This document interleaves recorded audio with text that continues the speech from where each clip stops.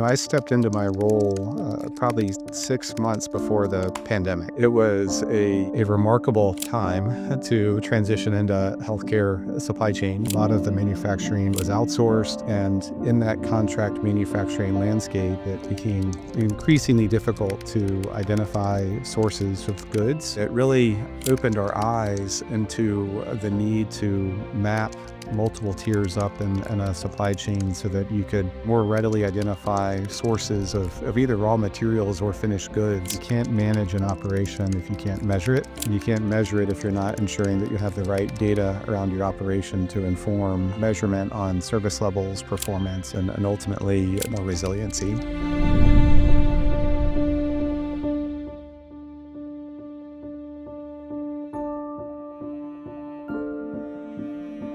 Hey, everyone, and welcome to Smarter Sourcing Healthcare, the podcast where we talk to supply chain leaders in healthcare that are doing great things, breaking new ground, tackling the challenges that everybody faces today. With the theory being that we all learn from each other and we get better by going together versus going individually, and sharing is the start of that. Today, I am joined by Burton Fuller, the Chief Supply Chain Officer of Johns Hopkins. Burton has been a great leader for a number of years at Johns Hopkins, and we're really just pleased to have you here today to share some thoughts with us, Burton.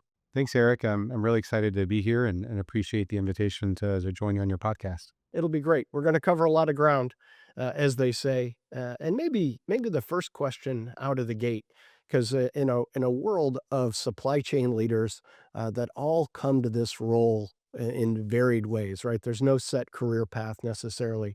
I think yours is one of the kind of coolest, right? You came out of college and you were a biology major, and then you came in and were in consulting roles at Navigant and Deloitte, and then the last 7 years you've been at Johns Hopkins. How did this all come about from a career standpoint to get you to where you are today? I appreciate you highlighting the journey, and will share that when I was studying at William and Mary, I was a business major, finance major, and took a required biology course that's part of a liberal arts education, and just fell in love with science in a way that I hadn't appreciated previously.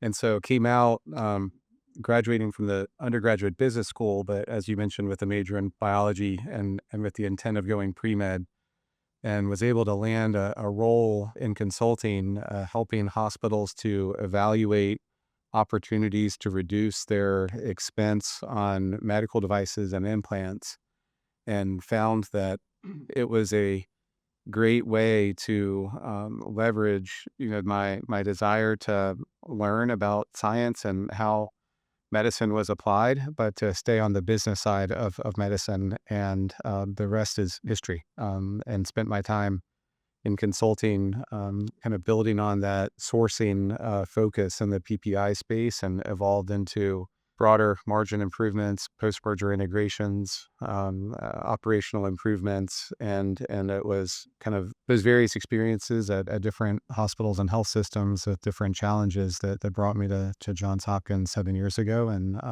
have really enjoyed the transition to industry, and consider myself a recovering consultant, but one that absolutely appreciates and cherishes the mission that we have on this side of the fence. Yeah, no, you've really made it your own and done a great job. Are there things that you still bring to the job from your biology background and your consulting experience that help you as a chief supply chain officer? I find myself further and further removed from my science degree, but in biology and chemistry, a lot of learning and lab work stems from hypothesis testing. Evaluating if different interventions or settings can result in different outcomes. And as a consultant, there's a lot of performance improvement that you have to drive and bring to the table to create operational efficiency or improved margin. And seeing a lot of different organizations and a lot of complex challenges, the kind of combination of those two ways of thinking, presents itself as a kind of a ripe environment, if you will, or a ripe mindset to help promote continuous improvements and continuous evolution within our supply chain operation and how we're supporting our organization. Yeah, so much of this job is or your job, is a, communications job and I don't know, it's not a selling job, but it's you've gotta bring resources to the problems, and I would think that that consulting background probably has served you well.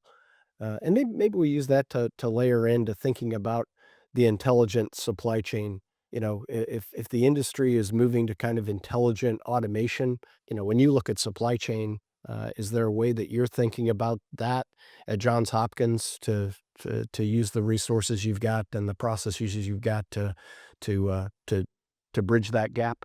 Absolutely. It's exciting because here at Johns Hopkins and the health system supply chain, in an 18-month period, we will have implemented a new cloud-based warehouse management system for our distribution center, completed a 3-year project to replace the point of use system across all our hospitals, and then we'll go live on a new ERP.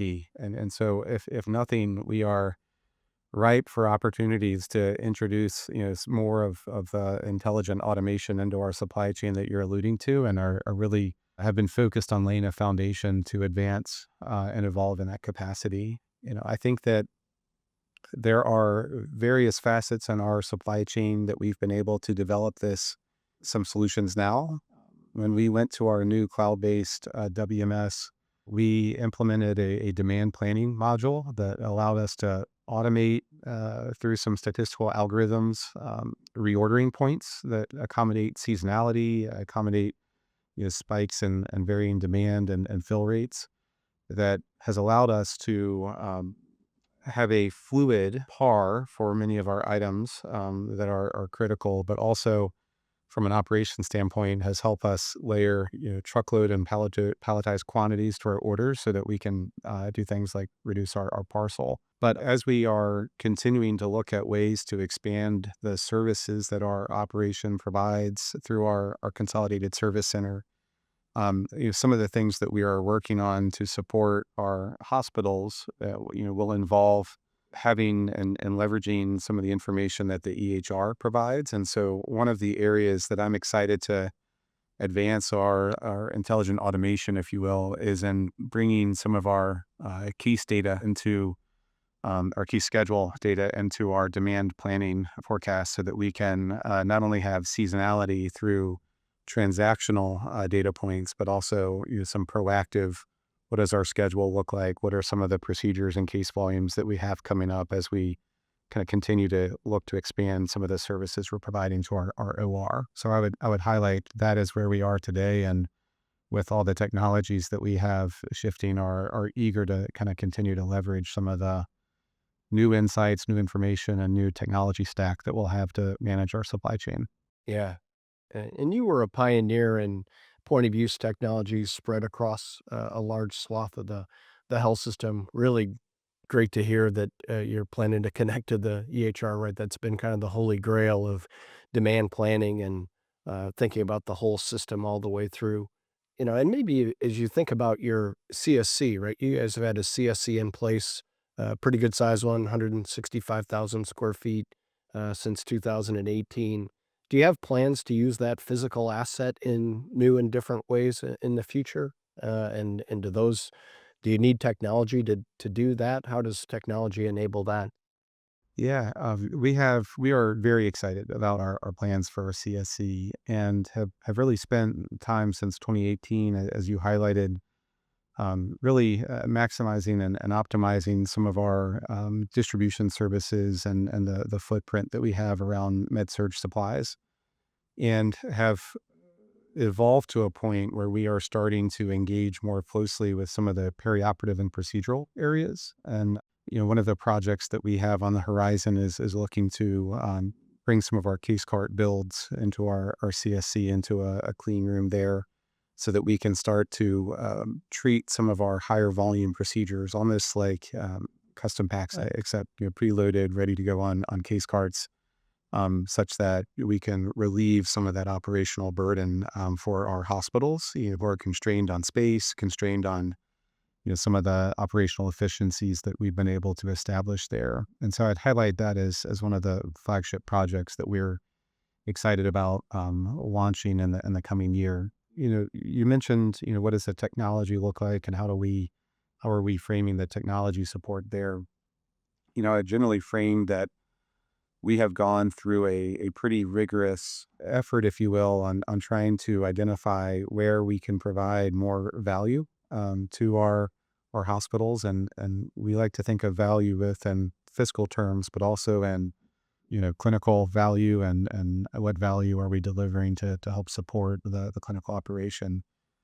And so through that lens, we've really been focused on, what structural enhancements might we need to support this service, what technology investments might we need to support this service, and what does that ROI look like when we contemplate those two pieces. And so that's really been informed and helped by a team of engineers and operators that we have there that are able to churn out some of these opportunities to help us, further have conversations within our health system, our clinical stakeholders, et cetera, on how to really maximize the impact and that building and that infrastructure can have to the broader organization. That's hard work, and I know you've been, diligently working on it, so, we'll keep cheerleading from the sideline and hoping that you keep making progress there and lead the industry.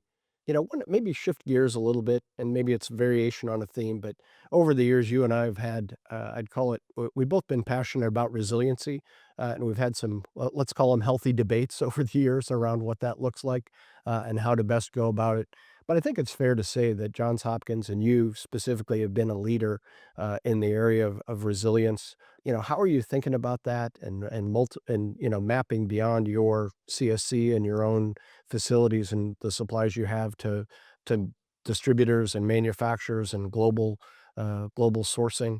How are you thinking about that today? How has that thinking changed over the past 5 years, and what's Johns Hopkins going to do in the future? I stepped into my role probably 6 months before the pandemic, maybe 7 months if I'm rounding up. And it was a remarkable time to transition into healthcare supply chain, and one that I left with a pretty radical impression that a lot of the manufacturing relationships that exist within many of the suppliers we rely on, there are a lot of contract manufacturing relationships that exist where a lot of the manufacturing was, I think we all learned, was outsourced to many manufacturers that were overseas. And in that contract manufacturing landscape, it became increasingly difficult to identify sources of goods at a time where there was just instrumental demand.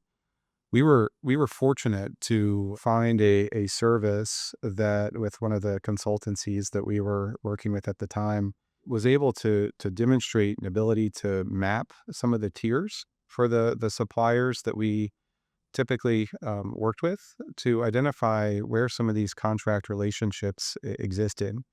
And we're able to successfully navigate and contact some of these contract manufacturers, source reliable and approved product in a way that really opened our eyes into the need to map multiple tiers up in a supply chain so that you could more readily identify sources of either raw materials or finished goods when we buy them from the companies that we know and appreciate and value here in the US.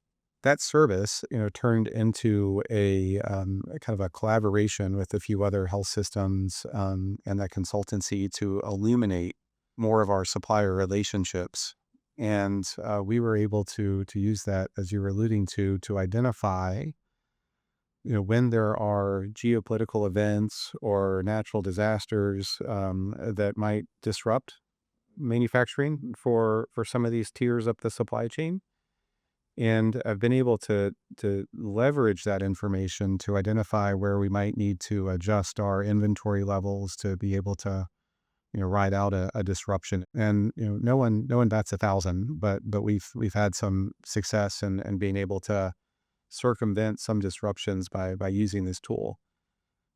As we've been using it over the last few years, I do think that one of the things that I've come to appreciate is that there are a lot of suppliers out there that are really working hard to understand and elucidate these same frameworks within their organizations. And I think that there are organizations like Herc that we've talked about before that are really furthering the industry in a way that rewards this type of investment and this type of focus to help make stronger supply chains, strengthened business relationships, et cetera.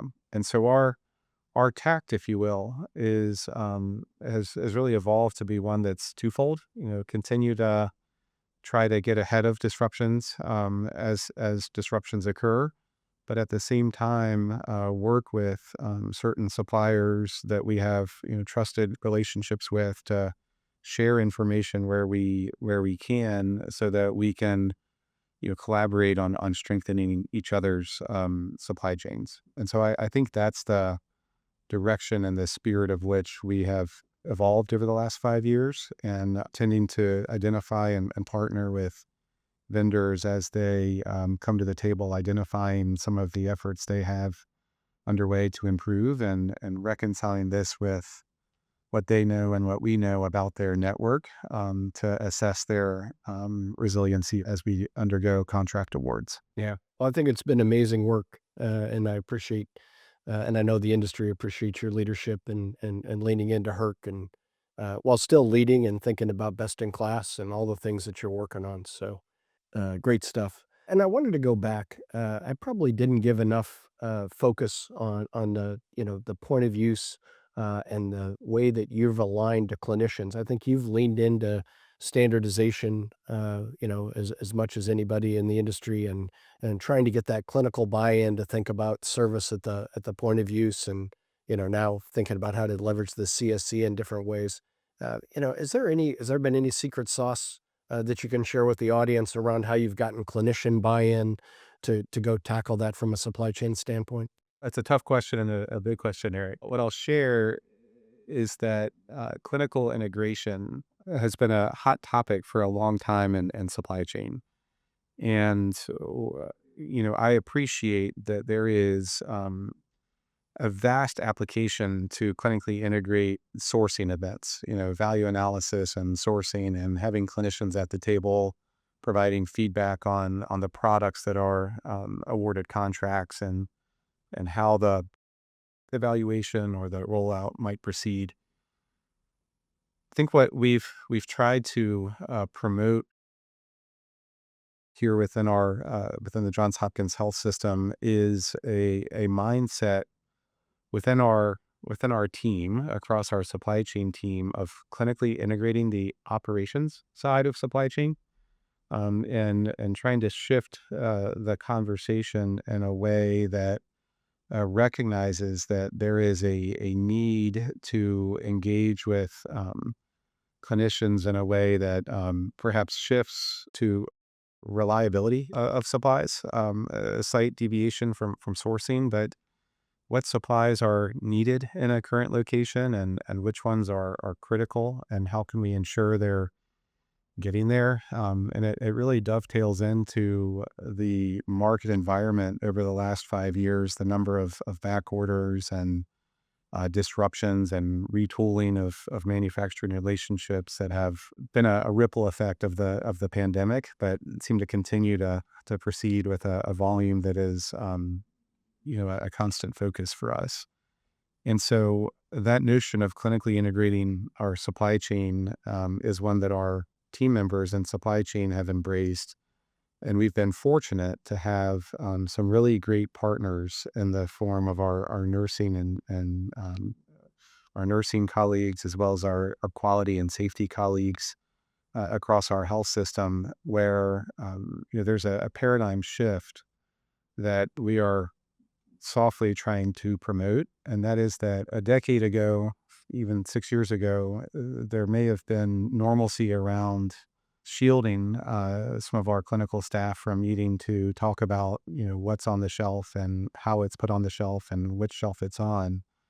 But as we've been rolling out point of use and looking to understand what's the right size par in a confined supply closet and where can we hold safety stock, what items need safety stock, where can we find suitable substitutes. We've had some really great engagement from our counterparts in nursing and quality and safety on facilitating and encouraging those conversations to facilitate, because it's a bit of a paradigm shift to engage with some of our clinical staff in a way that spends an hour talking about how we organize supplies in their supply closet. It's not a conversation that everyone's excited to have outside of supply chain, but we've been grateful for some gracious counterparts in that activity. Yeah, you have to earn that right to share that that information. But it is in the spirit of help me help you, because nobody wants to not have the right supply. But well, let's shift a little bit to we've talked a lot about the physical supply chain and products that come in a box, but indirect spend is an interesting area. Purchase services, the 800 or so categories of things that are that don't come in a box, but are still purchased in the providing of care and support it. I've talked a lot about, written about, kind of the consulting approach to that, and governance over that. I just don't know, coming from your background and your now experience as 7 years as a chief supply chain officer at Johns Hopkins, what's your approach to indirect spend and the governance over it and the way you approach it today? Is there any secret sauce that you can share with our audience? The indirect spend, it's the really high hanging fruit on the tree, but there is a lot of high hanging fruit once you can reach it. Why do you call it high hanging fruit? I call it high hanging fruit because you made reference to consulting. There were a number of consulting projects that I helped lead that were narrowed specifically to indirect spend.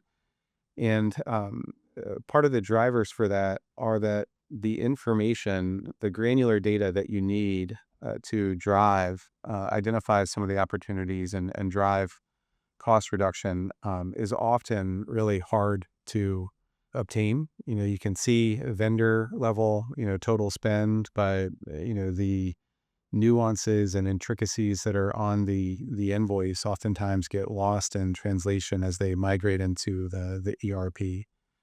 So I think data capture would be element number one that's difficult. Although there are a number of solutions that are rolling out in the market that I think have accelerated and leveraged some of that intelligence that you're alluding to better see that. The other piece that makes it difficult is that the governance for that spend is often a little more decentralized, in that it is the decision authority for that can just be a little bit decentralized, I guess would be the easiest way to frame it. And so the approach that we are taking to that higher hanging fruit is closely aligning with our finance team as they continue to evolve some of the budgetary processes they have year to year that can help to flag and identify, where there are adjustments or variants to budget for some of these high volume categories of indirect spend. The second area that we have been gaining some success is establishing a closer relationship with many of our operations colleagues, where the function might be decentralized, within different hospitals, but at the operational leader level, we have a number of really strong relationships that allow us to frame and identify some of these opportunities as a way where in a way that really helps the leaders of the entity help encourage facilitated collaboration to address some of that indirect spend.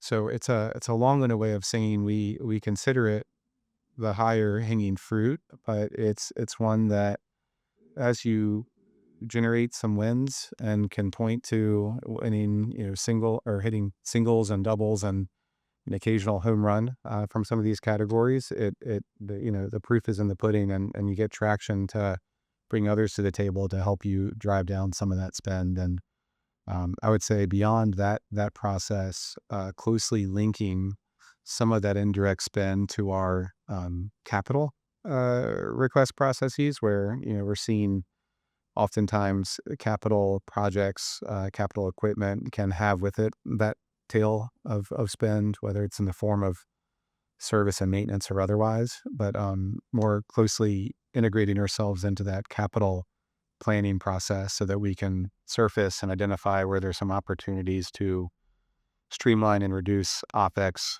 that might be the tail of a capital project. Yeah, well, kudos to you for addressing both of them. Capital, I think in some of the benchmarking work is 7% of the total spend of supply chain. Indirect spend, those categories are 40%. So, it's almost, the equivalent of all the products that come in a box when you kind of add it up. And it historically hasn't had the focus. So, great work on your side. Just a couple of questions left. So one thing I wanted to acknowledge, right? You've shifted quickly, I would say, into leadership roles nationally, and congratulations for being on the SMI board now. And I just wondered if there was a particular area of friction or opportunity within the healthcare supply chain that, as you go into that kind of board level role with an organization like SMI, that's your passion project. Sure. So with SMI, one of the things that I really value through my time at SMI has been some of the collaborations that we've been able to navigate with some suppliers through that forum, as its focus on not selling but moving forward on ways to innovate and develop new relationships and new partnerships, and solve mutually beneficial problems. I think, benefited from a number of relationships with various suppliers that allowed us to advance some of our efforts and our organization, whether they were cost reduction or just operational efficiencies and again, mutual benefit. Our implant program for hips and knees that we have the CSC supporting is one that was born out of back of the napkin drawing that I did with one of my counterparts there, and not through a sales lens, but through a what if, how can, what are your pain points on the cost of sale and cost of carrying inventory, for all the consignment, and how can we leverage our distribution center as a support framework for that, and generate some value on both sides of the equation. So I would use that as an example of part of what I've gotten out of SMI. And so I think through that board relationship, I'm most excited to, I think, protect and foster that sort of environment and promote it as best we can, so that it continues to be preserved. And I hope that as we, I think I'm one board meeting into this role, so I'm still in my learning phase, if you will, but have been excited to see some of the initiatives that they have launched that span the women's network, a network for development for women in supply chain that are growing within their career path, and also the clinical integration and resiliency efforts that they promote. I'm eager to plant some seeds to see if that clinical integration framework might expand into some of the operational framing and efforts and topics that I had alluded to a second ago when talking about our point of views. That's great. Well, congrats on the role, and I know you're going to do great things there. And so, last question for you. As you think about it, and by the way, I love the fact that we are kind of in the epicenter, operations center, with your background. I've done a number of these now, and it's just this is how I interact with people when when you're in the field, right? You're always in somebody's office, and there's stuff on the whiteboard, so it's great to be in that environment virtually. It's easy to miss the picture with the stormy seas over the bookcase in the back, but that's what in person. That's what people tend to remark on. Interesting picture. And I said someone gave it to me in the pandemic and thought it was fitting to hang it there. Yeah, that's great. I like, yeah, we're in stormy seas, too often, I think, but, and maybe so navigating those stormy seas next 3 to 5 years, if you're talking to our audience and saying, "Hey, what's one thing supply chain needs to evolve, advance in the next 3 to 5 years?" Right? Because these things are all incremental, sequential, building off what we've done in the past. What's next for supply chain, and where would you have us go as an industry? When I think about our 5 year plan and our 5 year vision, our desire is to continue to promote and invest in ways that we can continue to expand and support these services that we're providing from a clinical standpoint and the efficiency of those services. And I think that in supply chain, a lot of times, there are gaps around data connectivity and gaps around data integrations, as well as gaps in leveraging data necessary to manage and monitor performance. And you can't manage an operation if you can't measure it, and you can't measure it if you're not ensuring that you have the right data around your operation to inform measurement on service levels, performance, et cetera. And so I would say the two things that we tend to focus on are wanting to ensure that we can measure every facet of our supply chain team that we can, so that we can continue to improve, whether it's our distressed rate of distressed PO lines, whether it's the accuracy of our for item master, it's whether it's the efficiency of our put away on the shelf, but really laying a foundation to ensure that we have real time monitoring and intelligence around our performance and ultimately the availability and reliability of supplies. How often do we have an empty stocking location on a shelf, and how can we work to reduce the frequency of that occurrence? So I think you need to build the data in order to monitor, and then you need to measure. And so that would be a focal point for us, first focal point for us.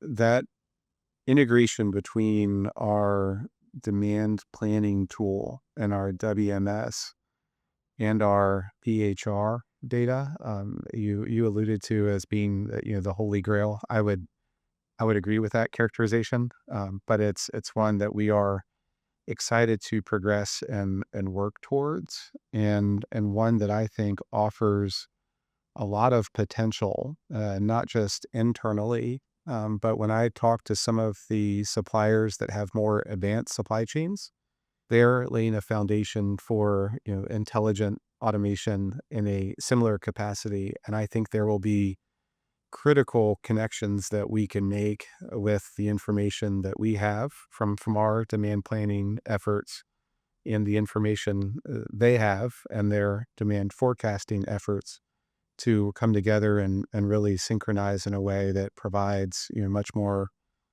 efficiency and ultimately more resiliency. And so I think that's the 5 year future that I'm hoping will deliver. Well, I think you're well on your way.